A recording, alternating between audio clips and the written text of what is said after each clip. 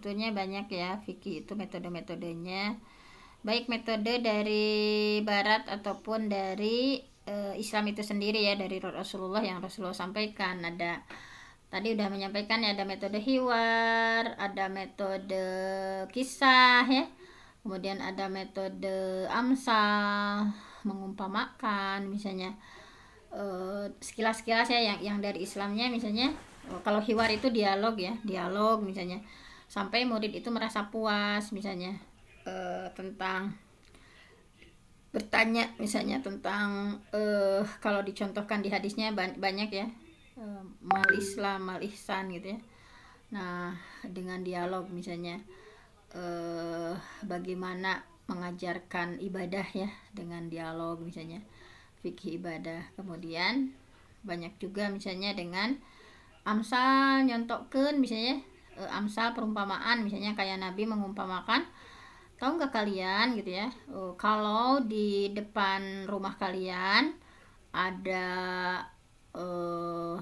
kolam ya, ada kolam, kemudian kalian mandi sehari 5 kali misalnya, bagaimana, apakah masih tersisa kotoran? Nah jadi pada Rasulullah saat itu ingin memotivasi tentang sholat ya. Nah dengan perumpamaan semacam itu. Jadi kalau di depan kalian ada kolam, kemudian mandi sehari 5 kali, masihkah ada kotoran? Nah tentu saja para sahabat menjawab ya, tentu saja tidak. Nah kemudian Rasulullah menyampaikan bahwa begitu juga dengan sholat. Ketika kita sebagai seorang muslim ya, sholat sehari 5 kali. Nah jadi diumpamakan antara sholat dengan yang as-sholah ila sholah kafarah, bahwa sholat ke sholat itu ada dihapuskan segala dosa atau segala maksiat ya.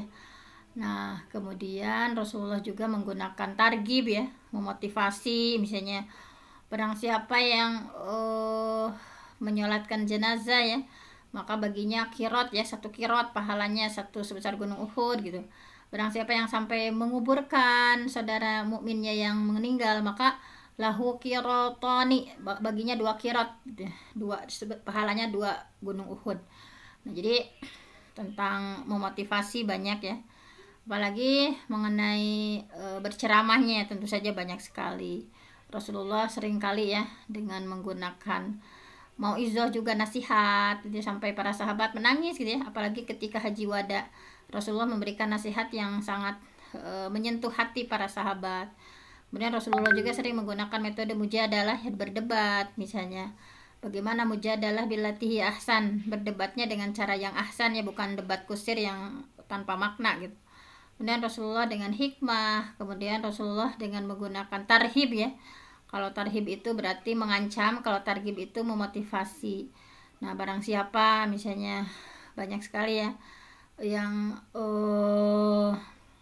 sama Rasulullah, misalnya man rogiba an sunnati falaisa minni, barang siapa yang membenci sunnahku maka itu bukan termasuk golonganku misalnya.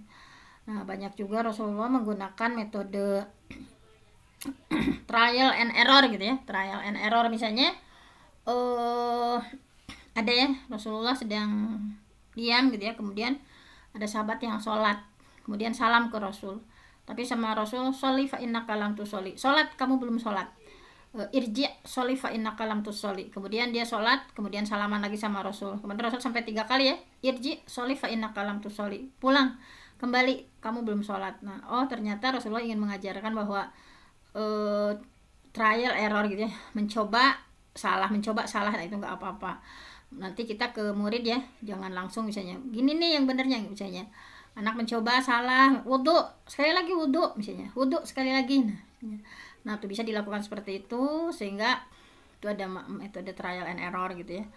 Kemudian yang dalam Islam itu, kalau yang di buku Abdurrahman An-Nahlawi ya, ada tadi, kemudian sawab, ikob ya, banyak sekali kan Rasul dengan kalau kamu begini gitu ya, misalnya man qara'a qul huwallahu ahad hatta yakhtimaha, barang siapa membaca qul huwallahu ahad sampai selesai, maka baginya bunyalahu baitan fil jannah, akan dibangunkan rumah di surga. Nah bedanya kalau targhib itu ini ya, kalau sawab itu lebih ke langsung, kalau targhib mah kalau begini nanti akan begini, Kalau sawab itu lebih ke sudah dilakukan, misalnya kayak Rasul misalnya sering mengecek siapa yang hari ini sholat, siapa yang hari ini, sampai kan yang terus yang ngacung itu Abu Bakar ya, terus ngacung gitu ya. Siapa yang hari ini menyolatkan jenazah, sampai menyolatkan jenazah pun Abu Bakar itu ngacung gitu ya. Nah itu sehingga sama Rasulullah diberi gelar ya yang luar biasa untuk Abu Bakar ini. Banyak sekali ya metode-metode dari Rasulullah. Nah mungkin nanti juga ya mudah-mudahan slide-nya bisa disampaikan. Kalau metode-metode yang dari Rasulullah itu kurang lebih, kalau dari Abdurrahman An-Nahlawi ya ditambah dari Said Qutb itu ada sekitar 15 ya.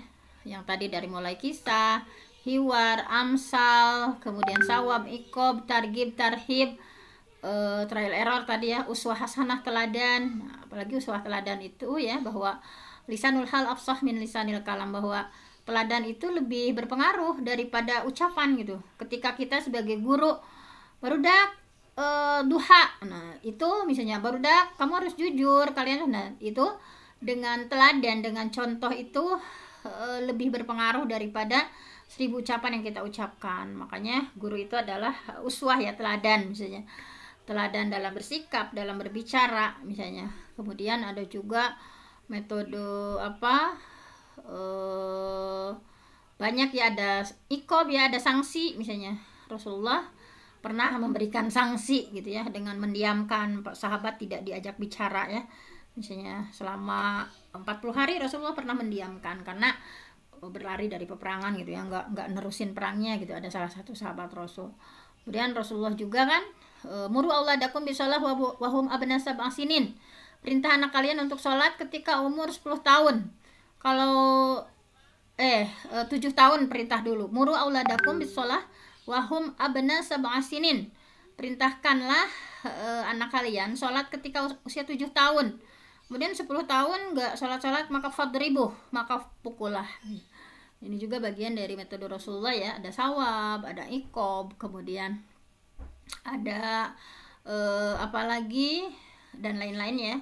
Dan yang sudah sedia slide-nya yaitu metode-metode yang kekinian nih, misalnya yang kekinian kita juga mempelajari ya bagaimana fikih dalam prospek pembelajaran kekinian, walaupun kata Pak Asa nanti ya di semester 2, tetapi ini hanya sekedar sekilas-kilas saja. Mudah-mudahan kalau tatap muka nanti bersama Pak Asa bisa dipraktekkan ya. Nah ini misalnya ada apa saja, kalau ini secara umum sebetulnya, cuman bagaimana kita menyambungkan dengan metode fikih. Misalnya ada kartu arisan ya, misalnya dibentuk kelompok 4 ya, secara beda-beda heterogen, misalnya 4 kelompok. Kemudian ada kertas jawaban ya, dibagikan kepada masing-masing siswa 1 lembar. Kemudian ada kartu soal yang digulung ya, kemudian seperti arisan ya, ada kartu soal digulungkan kemudian dimasukkan ke dalam gelas. Nah jadi yang pertama-tama guru tentu saja membuat kertas jawaban, misalnya di sana ada lari-lari kecil, atau misalnya di sana ada tawab. Di soalnya misalnya mengelilingi Ka'bah sebanyak 7 kali disebut, misalnya sudah ada jawabannya di sana misalnya, sehingga digulung ya, dimasukkan ke dalam gelas. Kemudian gelas yang sudah berisi tadi dikocok ya, kemudian seperti biasa arisan. Kemudian yang ketika dikocok ada yang jatuh, maka dibacakan supaya dijawab oleh siswa yang pegang kartu jawaban tadi misalnya. Nah jadi ada di siapa nih misalnya ketika jawaban yang benarnya, misalnya ketika dibacakan, misalnya di sananya ternyata ada soal berlari-lari kecil dari Safa ke Marwah misalnya. Nah kunci jawabannya ada di siapa. Nah ketika jawaban benar maka dipersilahkan tepuk tangan. Nah setiap jawaban yang benar diberi 1 poin sebagai nilai kelompoknya ya, sehingga nanti nilai total kelompok itu adalah jumlah poin dari seluruh anggotanya. Demikian seterusnya ya. Ini sangat gampang sekali. Ada yang sudah praktek metode ini, kartu arisan? Belum, Bu. Belum ya? Belum, Bu. Nanti kalau pertemuan ya sama Pak Asa, mudah-mudahan hal-hal yang sederhana yang nggak butuh media yang ribet kan, ini langsung saja praktekkan di kelas misalnya. Ini gimana nih nanti misalnya mempraktekannya ya, materi-materi seputar fikih misalnya dibuat dalam seperti ini. Jadi kan kalau hanya teori kan sehari juga udah selesai sebetulnya. Tapi kenapa ibu juga ya ketika mengajar tentang metode itu selama 1 semester itu, jadi yang bermakna itu dipraktekkan gitu. Ini kita punya metode apa nih, dipraktekkan di kelas. Kemudian ada example non example misalnya. Nah, ini coba nanti semuanya dipraktekkan ya di kelas sampai dari 160 metode ini kalian kuatnya sampai mana misalnya. Kan ini kan simpel-simpel kan, sehari itu bisa 2 bisa 3 gitu ya. Yang tahun kemarin juga ibu sama ibu di YouTube kan ya, metode debat, ada videonya ya. Ada metode apa? Ada picture and picture misalnya. Ini kalau example non example itu belajar dengan kasus atau gambar yang relevan dengan KD ya, kompetensi dasar. Nah, misalnya guru menyiapkan gambar-gambar sesuai dengan tujuan pembelajaran. Jadi ada gambar-gambar, kalau tentang haji kan itu sulit untuk mengajarkan haji. Nah, itu dengan simbol-simbol gambar, misalnya seluruh rangkaian haji atau umroh, misalnya dari mulai gambar ihram, kemudian ada gambar Ka'bah ya, tawaf, kemudian ada gambar Safa Marwah ya, sa'i, sampai tahalul misalnya. Nah, itu misalnya guru bisa misalnya, atau misalnya ditayangkan lewat OHP. Kalau sekarang gampang ya misalnya, jadi tinggal ngedownload misalkan seluruh rangkaian ibadah haji yang sulit untuk dicerna anak misalnya, kita visualisasikan misalnya. Kemudian guru memberi petunjuk dan memberi kesempatan pada siswa untuk memperhatikan, menganalisis gambar misalnya. Nah, jadi mengamati gambar yang ada misalnya. Kalau di karton silahkan misalnya, kalau di OHP atau di Infocus silahkan. Nah, jadi anak-anak memperhatikan nih dari mulai, oh ini gambar orang pakai pakaian ihram ya, oh ini gambar Arafah ya, wukuf, oh ini gambar Muzdalifah, mabit misalnya. Nah, ini kemudian melalui diskusi kelompok ya, kelompoknya nggak usah banyak-banyak, kelompok kecil. Nah, hasil diskusi dari analisis tersebut kemudian dicatat pada kertas. Misalnya kalau ada gambar simbol Ka'bah berarti apa ya misalnya. Kemudian tiap kelompok diberi kesempatan membacakan hasil diskusinya.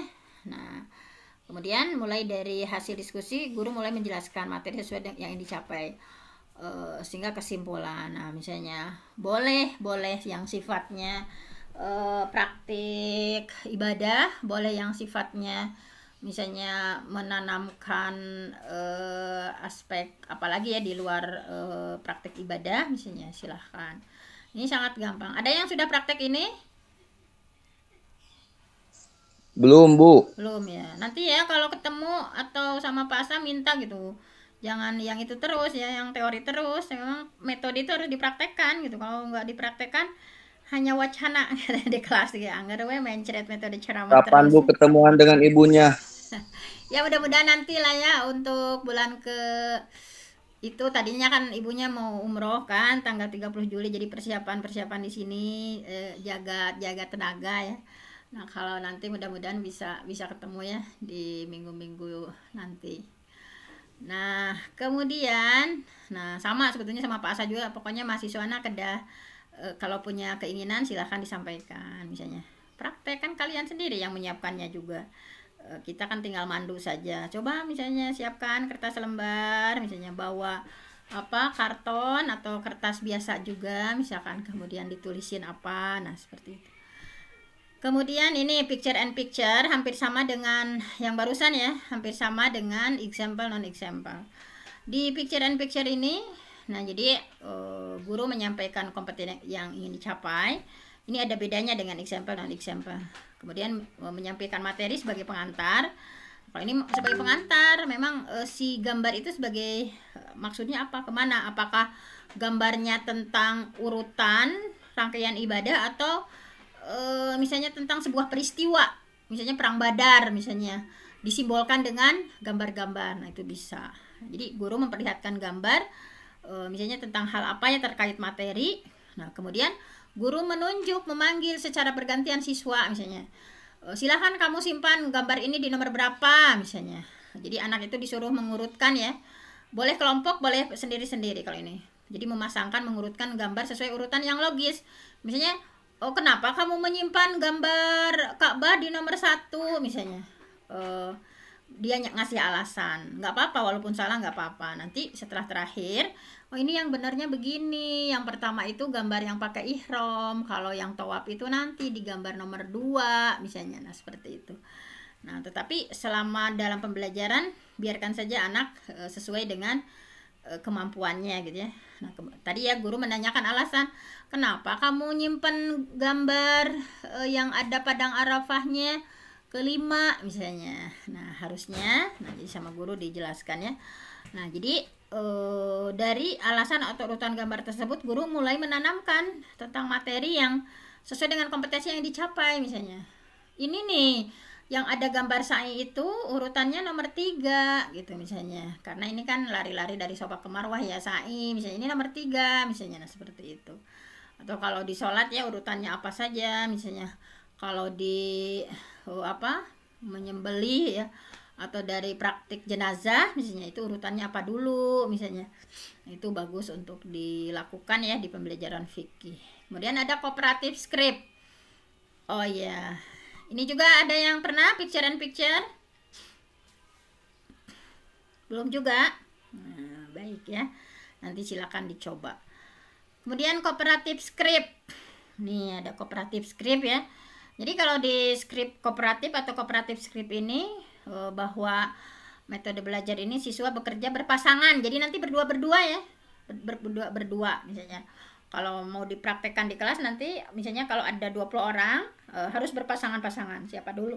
Berpasangan, kemudian bergantian secara lisan mengikhtisarkan. Misalnya kita cerita A, B, C, D guru ya.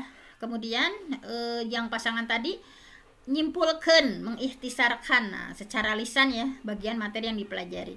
Yang satu sebagai pembicara, yang satu pendengar. Nah, misalnya ketika pembicara ada hal-hal yang kurang, si pendengar menyempurnakan misalnya. Nah, misalnya guru membagi siswa berpasangan ya. Kemudian guru membagikan materi tiap siswa untuk dibaca atau dibuat ringkasan. Nah, boleh guru yang menjelaskan atau siswa langsung dikasih bacaan misalnya. Guru dan siswa menetapkan siapa yang berperan pertama sebagai pembicara, siapa yang sebagai pendengar. Jadi pasangan itu siapa yang pertamanya yang akan menjadi pembicara, siapa yang menjadi pendengar. Nah, pembicara tentu saja menyampaikan ringkasannya ya. Misalnya ide-ide pokoknya. Kalau yang pendengar itu menyimak ya, mengoreksi. Ternyata yang dijelaskannya ada yang kurang nih. Nah, itu mengingatkan gitu ya. Kemudian bertukar peran. Yang tadi pembicara menjadi pendengar, yang pendengar menjadi pembicara. Ini bagus juga misalnya ya untuk disampaikan. Supaya terbiasa bekerja sama dalam memahami sebuah skrip, sebuah naskah. Nah, ini. Kemudian kepala bernomor berstruktur. Ini ya, misalnya. Jadi kalau ini biasanya pada bawa kertas ya, kayak ditopikan. Kalau ibu di kelas suka prakteknya itu. Jadi bikin karton ya anak-anak supaya agak meriah ya, bikin topi. Mereka itu di topi mereka ada nomor-nomor gitu ya. Jadi siswa dibagi dalam kelompok. Setiap siswa dalam kelompok itu mendapatkan nomor. Jangan lupa sama nomornya. Ya 1 sampai 20 ya misalnya. Nah, kemudian penugasan diberi kepada setiap siswa berdasarkan nomornya terhadap tugas yang berangkai. Nah, jadi misalnya di satu kelompok 1, 2, 3, 4, 5 ya. Misalnya siswa nomor 1 beda-beda tugas nih. Siswa yang kebagian nomor 1 ya, tugas dia mencatat soal. Kemudian siswa yang nomor 2 dia bagian mengerjakan. Kemudian yang 3 melaporkan hasil pekerjaan, seterusnya misalnya. Jadi berbagi peran sebetulnya supaya biasanya kan kalau kelompok yang pinter-pinter gitu ya yang ngerjain misalnya. Kalau ini dibagi tugas misalkan tadi ya bagian pencatat soal nomor 1, nomor 2 ngerjakan soal misalnya, nomor 3 melaporkan. Kalau dengan diferensiasi misalnya yang nomor 1 dia bagian karena visual misalnya tugasnya mengamati gambar, yang nomor 2 misalnya tugasnya membacakan soal, yang nomor 3 tugasnya karena kinestetik ya mempraktekkan langsung misalnya. Biasanya ibu di materi ini ya, di materi ular tangga misalnya, materinya tentang media ular tangga. Nah biasanya ada seperti ini, aya nu nyatet soal, aya nu ngerjakeun, aya nu ngajawab hasil pekerjaan. Nah, jika perlu, guru bisa menyuruh kerjasama antar kelompok. Jadi, siswa disuruh keluar dari kelompoknya dan bergabung bersama beberapa siswa yang nomornya sama gitu ya, yang satu-satu. Dalam kesempatan ini, siswa dengan tugas yang sama bisa saling bantu mencocokkan hasil kerja mereka gitu ya. Misalnya yang bagian nyatet ini benar nggak? Misalnya yang bagian 3 yang melaporkan hasil pekerjaan ini benar nggak sih jawabannya gini misalnya. Nah, laporan hasil kelompok dan tanggapan dari kelompok lain seperti biasa. Ya, kesimpulan terakhir. Nah, kemudian artikulasi. Ini belajar ngomong, ini belajar bicara ya dengan artikulasi itu bahwa yang pertama adalah menyampaikan tujuan pembelajaran yang ingin dicapai. Kemudian guru menyampaikan materi sebagaimana biasanya. Nah, guru menyampaikan materi ya misalnya tentang hari ini, tentang apa di fikih misalnya, tentang sholat, tentang saum, tentang zakat, infak, sedekah atau apapun ya. Mengajukan materi. Kemudian untuk mengetahui daya serap, membentuk kelompok berpasangan berdua-berdua.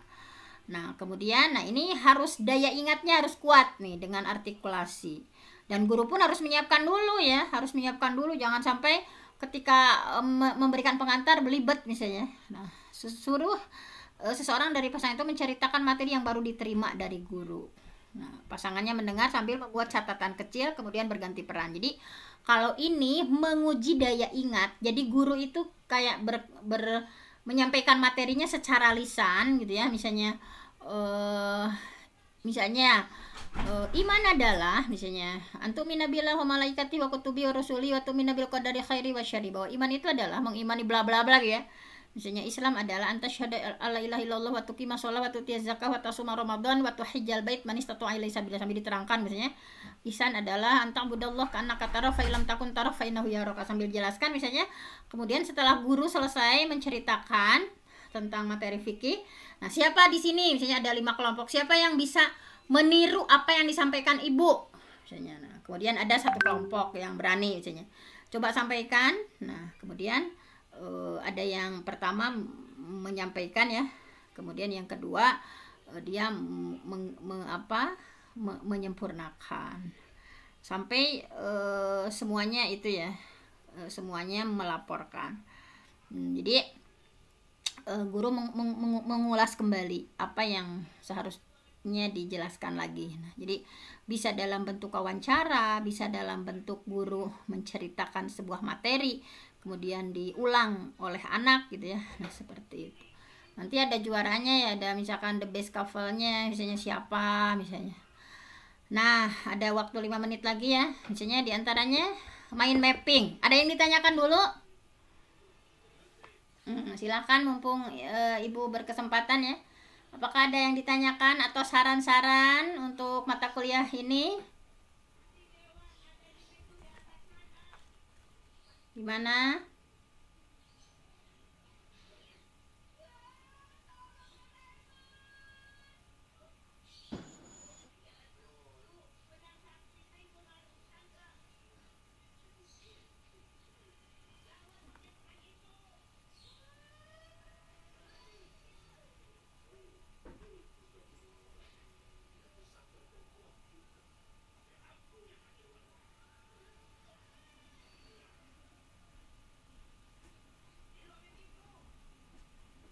Ada atau sudah ada yang ditanyakan?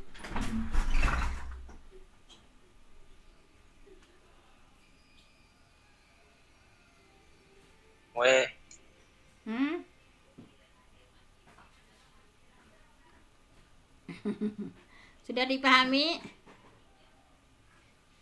Insya Allah Bu, mungkin Insya Allah Bu, mudah. Insya Allah Bu di grup buat Baiklah. dijadikan bahan. Iya. Ini kan ada 160 ya. Jadi dari antara 160 itu mana yang nanti dipraktekkan di kelas nih yang seru-seru ini, misalnya yang tidak terlalu ribet persiapannya, tetapi kalian memahami bagaimana mempraktekannya. Ini kan masih banyak ya. Ada mind mapping, ada make and match ya, mencari pasangan, ada debat.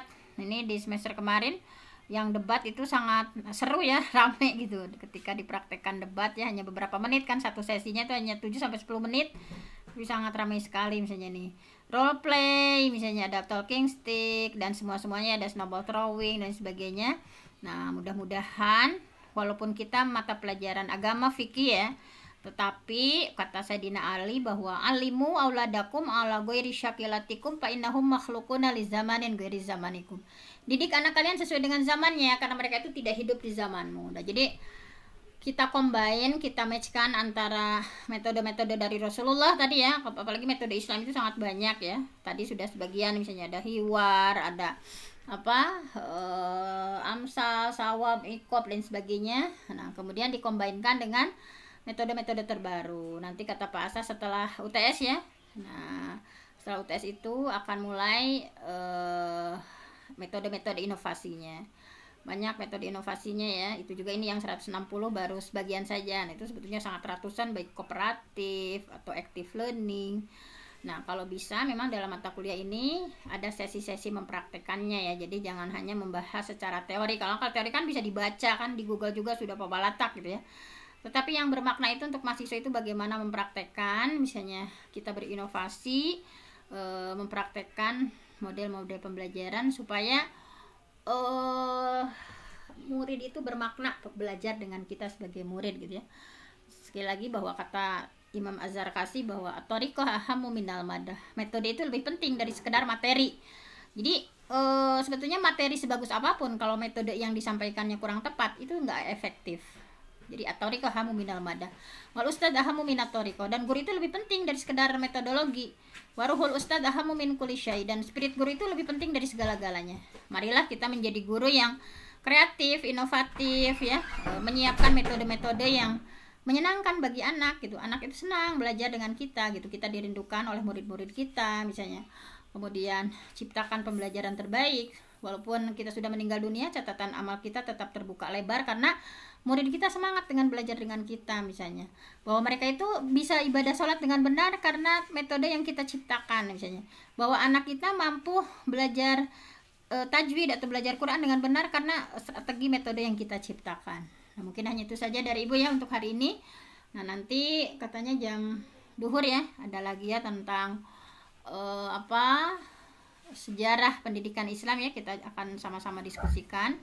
Untuk sekarang dicukupkan sekian, kecuali kalau ada yang ingin ditanyakan dipersilahkan, atau ada harapan-harapan yang ingin disampaikan dipersilahkan. Gimana? Sudah cukup? Baiklah, kalau dirasa sudah cukup ya Ibu akan closing. Terima kasih atas kebersamaannya, tetap semangat untuk belajar ya tentang ilmu Islam, ilmu keislaman, supaya kita menjadi guru-guru atau ustazah-ustazah yang betul-betul ya sesuai dengan harapan Rasulullah ya, bahwa kita itu dipilih oleh Allah menjadi manusia yang mulia ya, profesi yang begitu mulia. Guru itu ya bahkan ikan di kolam pun mendoakan kita semua. Jadi harus bangga dan tetap semangat untuk mempelajari supaya kita betul-betul menjadi guru yang kompeten di bidangnya. Mungkin hanya itu saja. Tetap semangat ya semua mahasiswa. Assalamualaikum warahmatullahi wabarakatuh.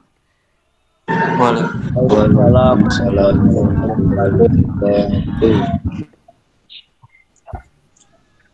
Sampai ketemu nanti 12:30 ya. Masih ada lagi? Ya Bu. Iya, Bu. Ya. Ya, Ibu.